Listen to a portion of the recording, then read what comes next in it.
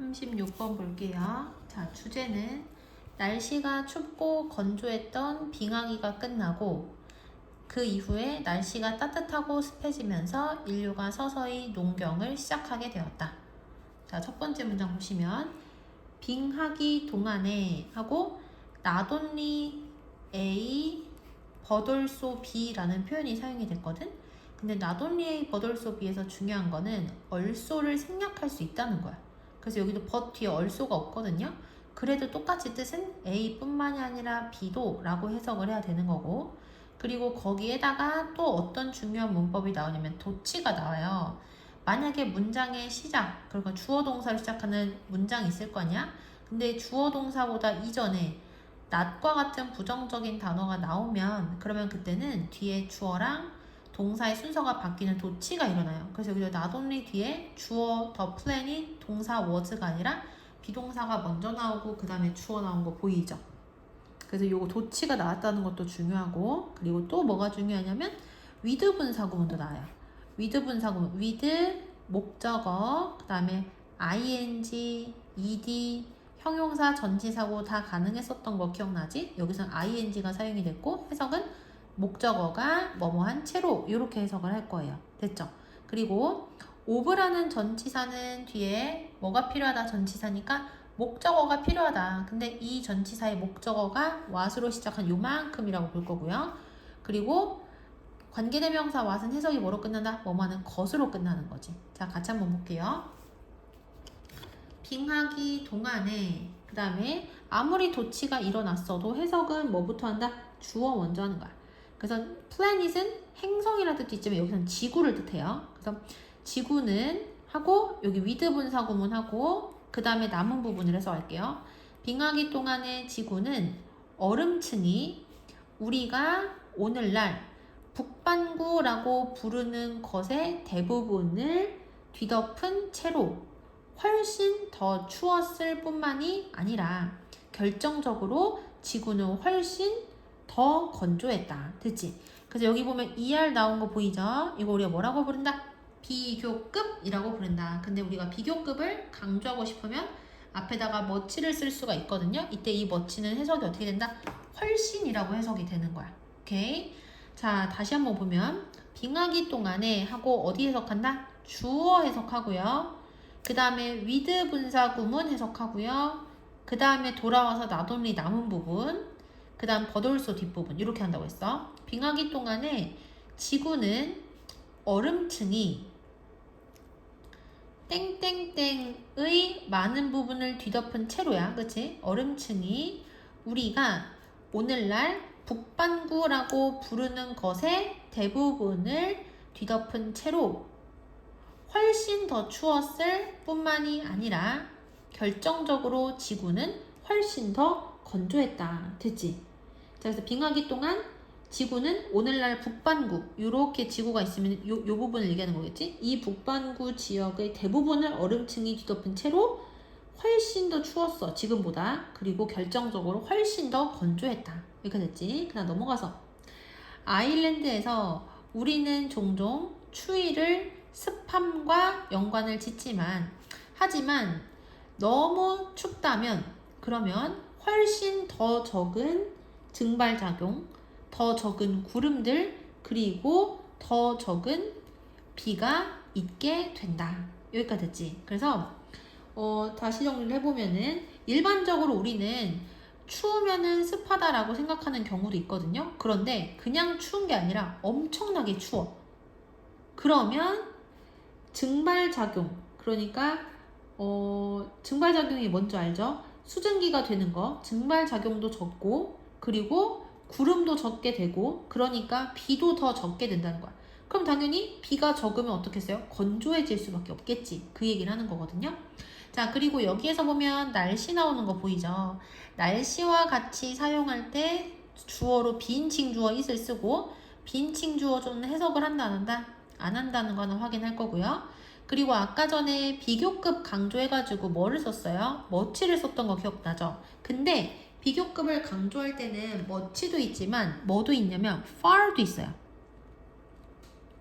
얘도 그럼 해석이 어떻게 된다는 얘기야? 훨씬이라고 해석이 된다는 얘기야. 그리고 얘랑 얘는 다 비교급이거든. less는 뭐의 비교급이냐면 적은 little의 비교급이야. 그리고 fewer은 few, 얘도 적은이란 뜻이죠. 얘의 비교급인 거야.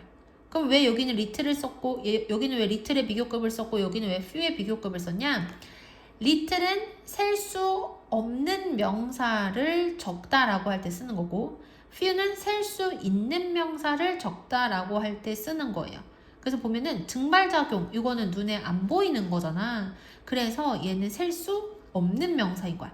셀 수 없는 명사일 때는 앞에다가 little을 써야 되는데 비교급이니까 less를 쓴 거고, 구름 한 개 두 개 셀 수가 있거든요. 그래서 얘는 셀 수 있는 명사이기 때문에 앞에다가 뭐를 쓴 거야? 더 적은을 나타낼 때 fewer를 쓴 거야.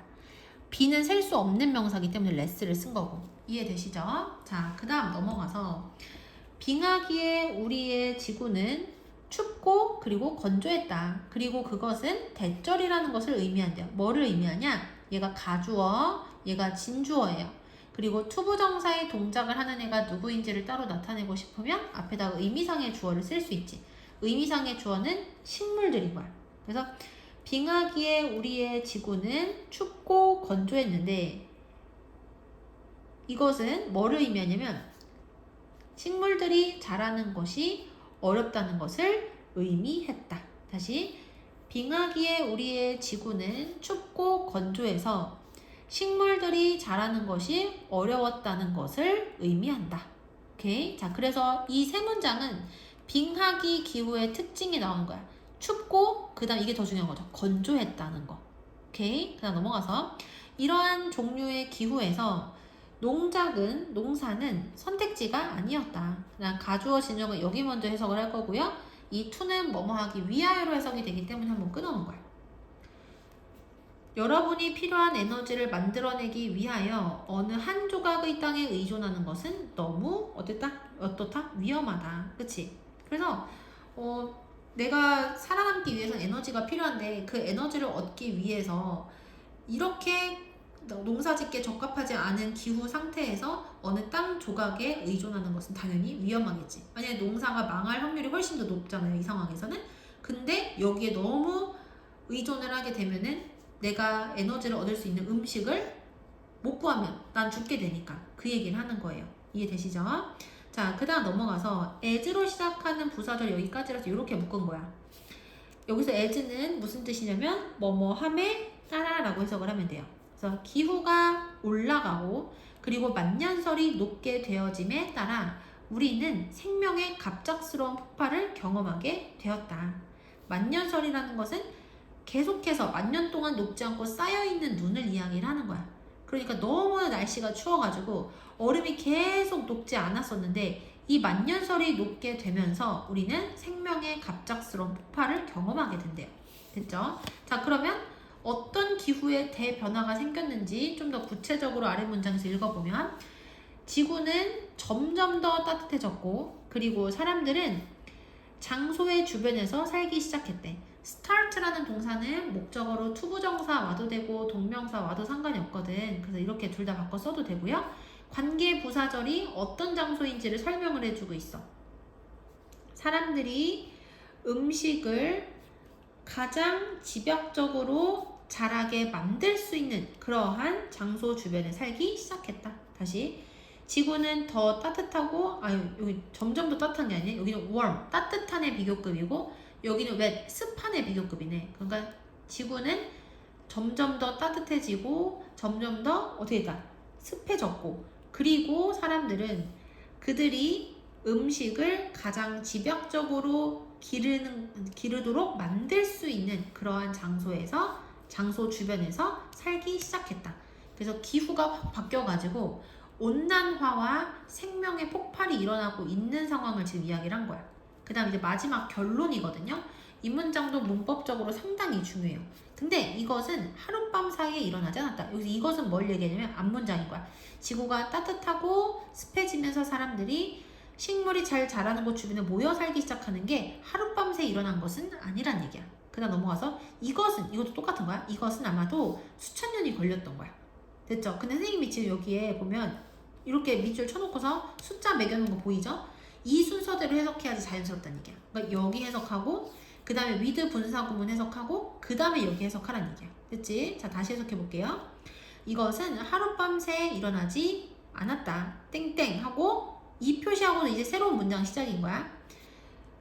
farming, 농사로 약간의 부업을 하는 동안에 수렵 채집인들이 첫 번째 채집을 하고 두 번째 사냥을 하면서 아마도 얼마큼이 수천 년이 걸렸을 것이다. 그것은 아마도 수천 년이 걸렸을 것이다. 그러니까 하룻밤사이 일어난 게 아니라 수렵 채집인들이 농사를 조금씩 부업으로 하는 동안에 그러면서 동시에 채집이랑 사냥을 하는 거야. 그렇게 시간을 수천 년 정도 걸렸을 때 그리고 나서부터 이제 농사가 본격적으로 시작이 되었을 것이다 라고 이야기를 하는 거지.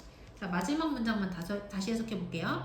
이것은 하룻밤새 일어난 것이 아니었다. 땡땡. 그 다음에 농사로 약간의 부업을 하면서 수렵 채집인들이 채집을 하고 그리고 사냥을 하면서 그것은 아마도 수천 년이 걸렸을 것이다.